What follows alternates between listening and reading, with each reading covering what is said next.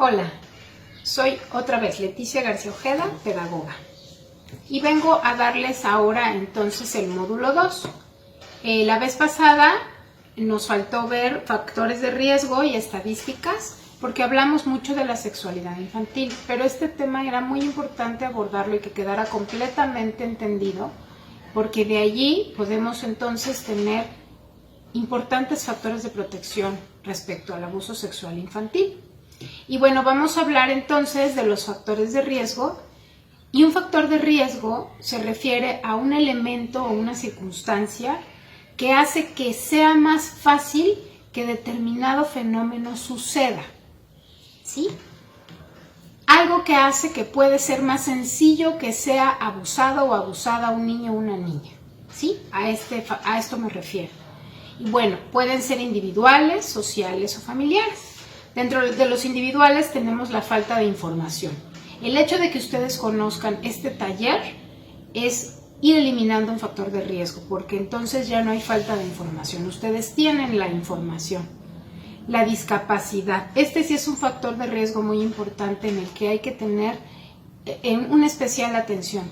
Las personas discapacitadas visualmente, auditivamente, motrizmente, cualquiera que sea su tipo de discapacidad, son factores de riesgo para un abuso sexual infantil. La supervisión deficiente, las carencias afectivas y los padres y madres que disponen de poco tiempo, todos estos son factores de riesgo. Por eso hay que estar muy atentos y atentas a que estos factores de riesgo sean lo menos recurrente que se pueda.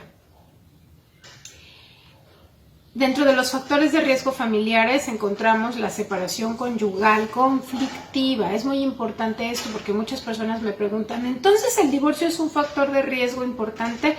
Es un factor de riesgo importante si la separación o el divorcio es de una manera conflictiva, en donde papá y mamá se están peleando entre ellos y los niños y las niñas están metidos en ese problema. Acuérdense, entonces dejan desprotegidos a sus hijas e hijos en un problema y el abusador o abusadora fácilmente puede entonces darse cuenta de que este niño o esta niña está totalmente desprotegido porque papá y mamá están en su asunto del pleito. Por eso es un factor de riesgo.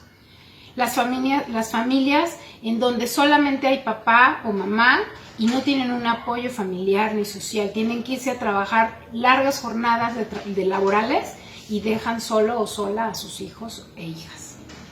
Los adultos y niñas, pensar que los adultos y las niñas son propiedad de las personas mayores, eso también es importante, es un factor de riesgo importante, porque muchas veces hacemos que los niños y las niñas tengan que hacer acciones enfocadas a la educación adulta. Por ejemplo, dale beso a tu tío, ¿no? O dale beso a tu tía, y el niño o la niña se siente incómodo en besar al tío o a la tía.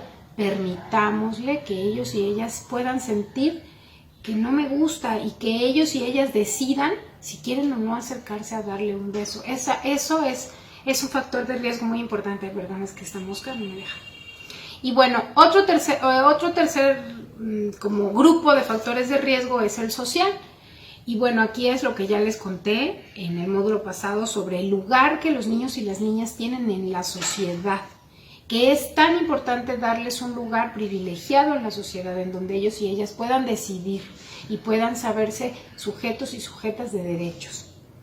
La economía de mercado, donde todo se puede comprar y vender, incluso un niño o una niña. El turismo sexual, que trata de cuando los adultos se trasladan a otro país para tener relaciones sexuales con los niños y las niñas de ese país. Y los mitos y creencias que ya platicamos, que han invisibilizado a los niños y a las niñas y todo lo que conlleva ser niño y niña y todo lo que como padres y madres o personas adultas tenemos que hacer con ellos y ellas, y sobre todo darles el lugar que les corresponde, siempre acordándonos y teniendo muy en cuenta que son sujetas y sujetos de derechos. Y bueno, también nos faltó hablar un poco de las estadísticas. ¿Qué son las estadísticas? Pues es un poco llevar a los números esta realidad. Entonces, bueno, aquí les quiero hablar de la estadística cuando nos preguntan si el abusador o abusadora de un niño, pues que es abusado sexualmente, es un conocido. En un 98% es un conocido. ¿Por qué es en un 98%? Porque un niño y una niña, ustedes ya vamos a ir viendo en el desarrollo de este módulo, que el abuso sexual infantil se da normalmente en un contexto de conocer al abusador, de que el abusador o abusadora puede entrar a casa fácilmente, incluso la familia lo quiere o la quiere, o sea, le tiene confianza, el niño o la niña le tiene un cierto afecto. Entonces, por eso es esto que para él, los niños y las niñas es tan duro. Esta parte de que alguien en la persona que yo confiaba me hizo esto, me lastimó en mi persona física, en mi emocionalidad, pues en todas las esferas, ¿no? Que tienen los niños y las niñas. Y que el abusador sea un desconocido se da en un 2%. Entonces, que nos quede muy claro que normalmente el abusador es alguien conocido, que se da en el domicilio del menor en un 68% y que la agresión ocurre en otro lado es en un 32%. Por eso les decía yo que es común que el abusador pueda entrar a la casa del niño o la niña abusada. También tenemos la idea de que un abuso sexual infantil va a presentar marcas graves en la piel, laceraciones, lastimaduras físicas. Y fíjense que el violentador sexual va a utilizar la violencia psicológica en un 98% y la física en un 2%. Por eso a veces es tan difícil detectar este abuso, porque los violentadores normalmente cuando lastiman lo hacen en lugares no visibles. Por ejemplo, les jalan el cabello. En el pelo no podemos darnos cuenta que hay una laceración, es difícil. Entonces, por eso se dice que la violencia es normalmente psicológica. Y bueno, un dato importante que nos llama la atención es que 1 de cada 5 mujeres ha reportado que vivió violencia sexual antes de los 12 años. Fíjense, 1 de cada 5. Y en los niños, 1 de cada 11 ha reportado que vivió violencia sexual antes de los 12 años. Entonces esto también nos habla de una cultura del silencio. Ya lo hemos en algunos momentos tocado. Los niños y las niñas tienen derecho a mostrar sus emociones tal como son, pero tenemos esta idea de que los niños son fuertes, los niños no pueden sentir, tú cállate, tú eres machito, no llores, pareces niña. Todas estas ideas que tenemos respecto a la niñez hacen que entonces haya esta cultura del silencio, en donde es más difícil que un niño manifieste que fue abusado sexualmente que una niña. Y bueno, esto es con respecto a las estadísticas. Ahora les quiero hablar sobre la definición de abuso sexual infantil. La palabra abuso es el uso deshonesto o injusto. Significa que una persona hace una acción deshonesta hacia un niño o una niña. Y son actividades de tocamiento, exhibición, manipulación de genitales, en donde se utiliza la fuerza física, moral e intimidación, soborno, chantaje y engaño. Por eso les decía que para los niños y las niñas es tan dolorosa esta acción, porque es una persona en la que él o ella confiaban, a la que él o ella querían, le tenían cierto aprecio. Por eso para ellos es tan doloroso esta acción, y ellas, perdón. También una cosa muy importante es que para que sea un abuso sexual, debe de haber, la persona abusadora debe de tener 5 años de diferencia. Entonces, por eso se dice que puede ser un niño, un adolescente o un adulto el abusador o la abusadora. Porque recordemos que aquí siempre va a haber una acción de poder y control. Se ejerce esta condición, pues sí, esta condición de poder y control que hace que entonces la víctima no sea capaz de reaccionar ante esto. Entonces es importante saber que para que se conozca como abuso sexual infantil, la persona abusadora tiene que tener 5 años mayor a la persona abusada. ¿Sale? Y bueno, ya les decía yo que los contactos van desde la exhibición o solicitud de favores sexuales, tocamientos, hasta el intento o consumación de la cópula. Y bueno, algunas características son, les decía, que implica coerción, o sea que hay poder y control, hay una relación de poder. La agresión sexual normalmente no amenaza la vida, la mayoría de las veces, pero sí su integridad personal. El abuso sexual infantil se da en repetidas ocasiones por el mismo agresor. Incluso puede durar semanas, meses o años, o ser solamente una vez. Y bueno, es importante entonces reconocer que para que se considere, quiero recapitular, que es abuso sexual infantil, el violentador o violentadora tiene que ser 5 años mayor a la víctima, debe haber una relación de poder y control, puede ser una vez, puede durar semanas, meses o años, y bueno, es una acción deshonesta para los niños y las niñas. Y bueno, entonces ahora vamos a hablar un poco de la dinámica de cómo ocurre este abuso sexual infantil, y después de conocerla vamos a entender un poco esto que les hablaba yo sobre el abusador y sus características. Fíjense, la primera fase de esta dinámica es la selección de la víctima. El agresor va a buscar a una niña o a un niño que esté desorientado, a un infante que requiere que lo miren, que pasen tiempo con él o con ella, y normalmente el agresor se va a sentir identificado con ese niño o esa niña porque se ve reflejado en su pasado, ¿sí? Por eso les decía yo que es muy importante estar cerca de nuestros niños y de nuestras niñas, para que ellos y ellas puedan tenernos la confianza de contarnos, y también ellos tener y ellas la fortaleza de decir no, yo no quiero esto. Ellos puedan tener las bases para poder frenar el abuso sexual infantil. Y bueno, entonces la primera fase es la selección de la víctima, ¿sí? El agresor o agresora selecciona a su víctima en base a lo que ya les conté, a un infante desorientado o que necesita que la miren o lo miren. La segunda fase es la fase de seducción, cuando ya el agresor va a utilizar la manipulación y va a hacer creer que a la niña o al niño que lo que va a pasar es aceptado y es divertido y que va a tener recompensas. Es cuando el agresor le va a llevar regalos, a dar dulces, a ofrecerle cosas lindas, tal vez van a ver películas juntos.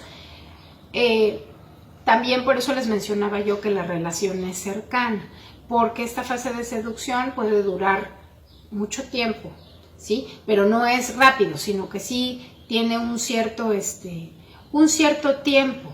Obviamente no es exacto, puede cambiar dependiendo de las circunstancias y del tiempo que pase el agresor con la niña o el niño. La tercera fase ya es la fase de interacción sexual, que es donde el agresor ya somete a su víctima. Y bueno, les decía yo que van desde tocamientos de zonas erógenas hasta el intento o consumación de la cópula. Puede darse de manera progresiva, y entonces aquí es cuando la niña o el niño ya comienza a manifestar algunos síntomas físicos o emocionales. Esta fase de interacción sexual puede ser sin contacto físico o con contacto físico. Sin contacto físico es cuando se expone al niño o a la niña a exhibir sus genitales, a ver actos de masturbación o a mostrarles material sexualmente explícito como la pornografía. Y esto es sin contacto físico, y ya con contacto físico pues hay contacto, puede ser pasivo, hay contacto ya con los genitales del menor, y activo cuando el agresor o agresora le pide al niño que le haga tocamientos o lo estimule de alguna forma. La cuarta fase es la fase de secreto. Bueno, ya cuando se logró el abuso, el agresor o agresora necesita que esta situación de abuso continúe, y entonces lo va a persuadir con amenazas o le va a presentar como que esto está padrísimo y sigue siendo muy divertido. Y entonces hace que mediante coerción o mediante hacerlo parecer divertido, que el niño o la niña siga guardando el secreto. Hay un consentimiento de parte de la víctima de poder guardar el secreto y que continúe dicha situación. Bueno, esta es la cuarta fase. Seguimos con la quinta, que ya es la fase de descubrimiento, que puede ser de tres formas: la accidental, por revelación del niño o de la niña, o por alteraciones, que ya les comentaba yo que podía ser que empezaran a tener los niños y las niñas. Accidental es, bueno, cuando lo descubren en flagrancia, y aquí se desencadena una crisis simultánea en la familia. La mayoría de las veces el niño o la niña prefiere mejor decir que no ocurrió, o porque se da cuenta que la crisis es tan fuerte que va a romper lazos fuertes en la familia. Por revelación del niño o la niña puede ser a través de un dibujo, que nos lo cuenten, jugando incluso. Es muy importante que ustedes, papás y mamás, por eso les digo siempre, que estén cerca de ellos y de ellas. Jueguen con ellos, obsérvenlos cómo juegan. Yo allí en la ludoteca en el Centro PAIMEF es fácil descubrir, bueno, no tan fácil, ¿no? Pero puedo darme cuenta que los niños y las niñas sufren algún tipo de abuso cuando los veo jugar, cuando escucho todo lo que ellos pueden hablar jugando. ¿Por qué? Porque reflejan su propia vida en los juegos que ellos hacen. Acercarme con ellos, pintar con ellos, preguntar qué me trataste de dibujar aquí, qué significa este dibujo. Ellos solitos o ellas solitas te van contando, y entonces uno puede ir atando cabos. Con esto no les quiero decir que en cuanto se den cuenta o les digan, ya ahorita les voy a decir qué es lo que tienen que hacer, porque obviamente muchas de las veces los niños y las niñas no han tomado esto como algo malo, como un abuso. Simplemente es algo que les está ocurriendo. Entonces tenemos que tener la mejor forma de que él y ella se den cuenta, pero de una manera sana, de una manera que no los afectemos tanto en su integridad. Y bueno, alteraciones psicosomáticas y de conducta, que pueden empezar a tener una conducta sexual inadecuada, lo que yo les decía, que no va acorde con las etapas de desarrollo que les comentaba yo el módulo pasado. Es importante que ustedes, papás y mamás, lean, vean videos sobre el desarrollo sexual, el desarrollo infantil y sus etapas, para ir más o menos viendo qué es lo que en cada etapa corresponde con normalidad respecto a su sexualidad. Se comen las uñas, comienzan a hacerse pipí cuando ya no se hacían, popó, hay miedo, hay desconfianza, comienzan a no querer ir a lugares donde les encantaba ir, etc. Estas son las alteraciones psicosomáticas y de conducta que pueden irse presentando. Y bueno, finalmente, después de la fase de descubrimiento, la fase de negación. Les decía yo, aquí cuando el niño o la niña se dan cuenta de lo que está pasando, hay un forcejeo, y entonces entre la familia negamos sin querer la importancia de los hechos, tratando de que todo no sea tan estresante, tan fuerte como lo es en realidad. Entonces muchas veces el niño o la niña lo percibe, se percata, y entonces ellos y ellas, tratando de volver a tener ese equilibrio familiar que se tenía, se dan cuenta de lo que está pasando y dicen, no es cierto, lo estoy inventando, era mentira. Pero no podemos dejarlos con ese dolor tan grande en su corazón, porque acuérdense que es muy importante sanar esta parte. Es muy importante, porque entonces va a crecer como un adulto con unas heridas emocionales y físicas muy grandes. Es importante validar las emociones, los sentimientos, todo lo que en ese momento el niño o la niña tenga que vivir es importante. Como dicen, es mejor afuera y con nombre que adentro guardado. Entonces, no debemos permitir que el niño silencie su abuso, porque es como restarle importancia a lo que él o ella necesita. Y es importante que les hable yo también de los tipos de caricias. Hay caricias, necesitan sus niños y niñas saber de los tipos de caricias. Hay caricias positivas y caricias negativas. Las caricias positivas son las que los hacen sentir bien, las que les dan bienestar, que no se hacen nunca en lugares solitarios ni en secreto. Esas son las caricias positivas. Y las caricias negativas son esas que cuando suceden nos hacen sentir mal, nos hacen dudar, sentimos como un daño físico, moral, y normalmente son en secreto y en lugares escondidos. Entonces es muy importante que ellos y ellas identifiquen las caricias positivas de las negativas. Un tip que yo les doy es que hagan a lo mejor tarjetitas. Bueno, yo tengo tarjetitas verdes con palomitas y tarjetitas rojas con taches. Y en una figura de un cuerpo humano enseñarles dónde sí me pueden acariciar, dónde no me pueden acariciar, en positivo y en negativo. Por supuesto, las caricias negativas en el pecho, nalgas, ano, vulva o pene jamás son permitidas. Siempre son taches, solamente que se las den ellos. Acuérdense que es importante que conozcan los nombres del cuerpo, las diferentes partes del cuerpo con sus nombres, como se llaman, sin sobrenombres, y también los efectos que tienen las caricias positivas y las caricias negativas. Bueno, ya que hablamos de todo esto del abuso sexual infantil, es importante entonces hablar un poquito de los efectos que pueden tener a corto plazo. Ya les decía yo, puede sentirse el niño deprimido o la niña, pueden tener cambios alimenticios, alteraciones de sueño, pesadillas, no duermen igual, ansiosos, se sienten culpables. Esto es a corto plazo, es desde que sucede el abuso hacia un año. Después del año, entonces, se llaman efectos a largo plazo y pueden ser cognitivos. Ya entonces hay problemas en la escuela, ya hay retraso en el aprendizaje, en el déficit atencional. Físicos, hay dificultad para caminar y sentarse, picores, hemorragias, puede haber enfermedades de transmisión sexual, embarazos no deseados. Conductuales, aquí sí puede presentar conductas de masturbación compulsiva, siempre se está tocando y ya no le importan los lugares, ya no hace caso que sea en privado, entonces esta ya es una masturbación compulsiva.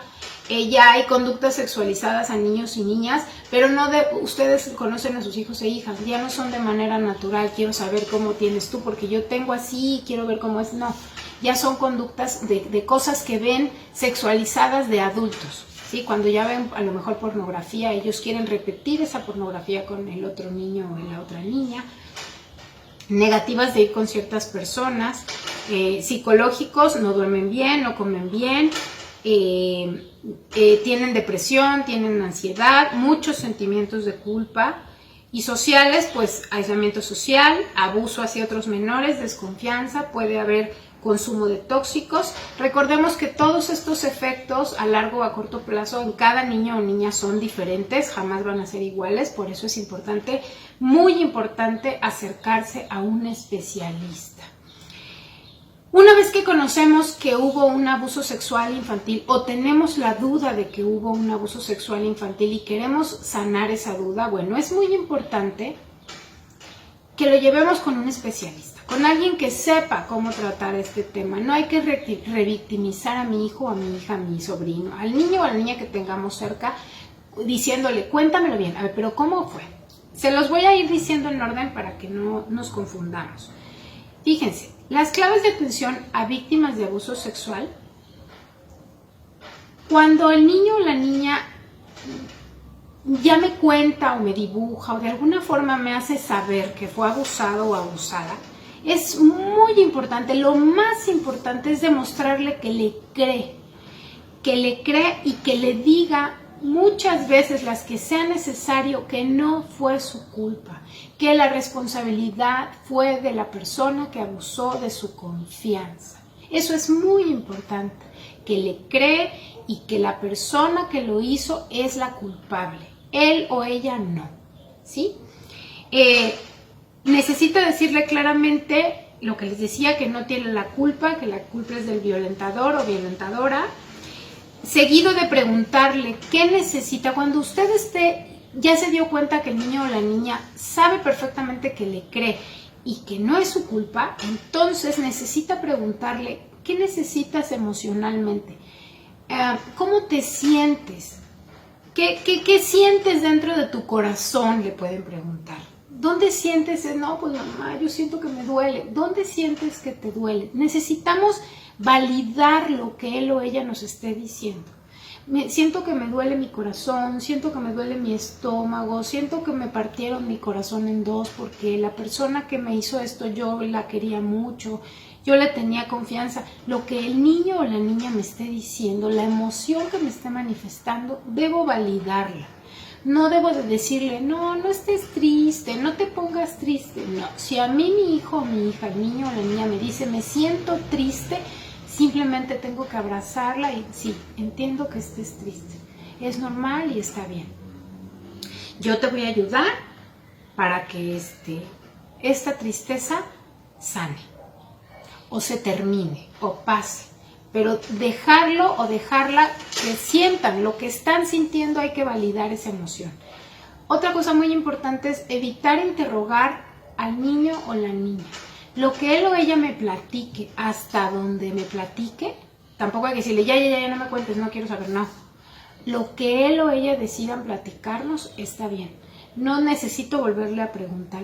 Acuérdense que cuando él o ella vayan a declarar o a contárselo a un profesional, otra vez lo va a tener que repetir. Entonces esto se llama revictimización. Voy a volver a ser víctima a la persona que sufrió el abuso sexual. Entonces, no, evita interrogar y mejor vamos a buscar ayuda profesional y ese profesional lo o la va a ayudar. Por ningún motivo confronte al niño o a la niña con su agresor. No, vamos a ver porque me va a explicar, no.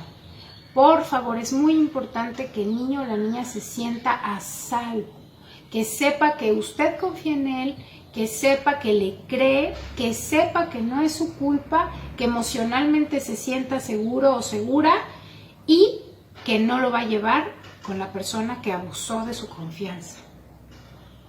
Y lo antes posible buscar ese apoyo que les digo profesional. Ya cuando el niño o la niña esté con un profesional adecuado, también es importante que ese apoyo profesional lo tengan todos los familiares, porque obviamente es un shock emocional para toda la familia, no solo para él o ella.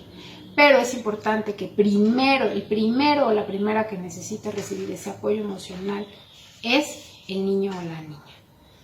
Y bueno, estas son como algunas claves de atención importante. Quiero decirles que en caso de descubrir un abuso sexual infantil en un niño o una niña cercano o cercana a ustedes, es importante que pueden acudir con un ministerio público. Él tiene el deber de atenderlos y de velar por la seguridad del niño o la niña. Recuerden, los niños y las niñas son sujetos y sujetas de derechos.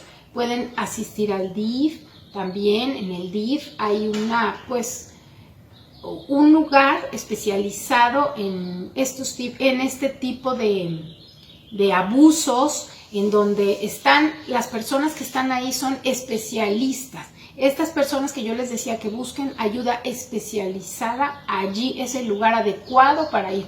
En el DIF, en la Procuraduría de la Defensa de las Niñas, Niños y Adolescentes que pertenecen al DIF, ahí los pueden y las pueden ayudar en caso de descubrir un abuso sexual infantil. Y bueno, para ir cerrando ya el tema, quiero decirles que recuerden como prevención los factores que les mencioné, los factores de protección que les mencioné en el primer módulo, el conocer su cuerpo, el valorar a sus hijos o a sus hijas reconociendo su sexualidad, que les enseñen a cuidar sus cuerpos, jamás propiciándoles tener miedo a esa sexualidad, respetar sus decisiones, tomarlos en cuenta como personas, sujetos y sujetas de derechos, aunque sean pequeños y pequeñas, van a tener mayores posibilidades de frenar un abuso. Recuerden que la participación activa para la prevención del abuso sexual es necesaria dentro de la familia, dentro de la escuela, dentro de la comunidad. Hagamos partícipes a los niños y a las niñas para que ellos puedan ser capaces ellos y ellas puedan ser capaces de mejorar sus habilidades, reconocer, evitar y denunciar conductas abusivas, teniendo esa confianza de las personas adultas cercanas y cercanos a ellos y ellas. La funcionalidad de la familia, sea cual sea la familia, con un papá, con una mamá, no importa las características de cada familia. Es importante que estén en un entorno tranquilo, seguro, en donde se les demuestre que son personas importantes. Recuerden que si nosotros y nosotras hacemos que nuestros niños y nuestras niñas carezcan de una formación de carácter importante, entonces se vuelven parte de un grupo vulnerable en el que pueden tener muchos problemas y sufrir incluso abusos sexuales infantiles. Es importante, les quiero repetir, que conozcan su cuerpo, que no les permitan que ignoren su sexualidad humana. Es muy importante que la conozcan porque de esta forma pueden combatir un abuso. Y bueno, para terminar, el reto ante el abuso sexual infantil es conseguir que los niños y las niñas crezcan con una imagen positiva de la sexualidad. ¿Y cómo? Dándoselos a conocer. Los adultos y las adultas tenemos la obligación de enseñarles a ellos y ellas que la sexualidad es muy importante y es tan natural como comer. Muchas gracias.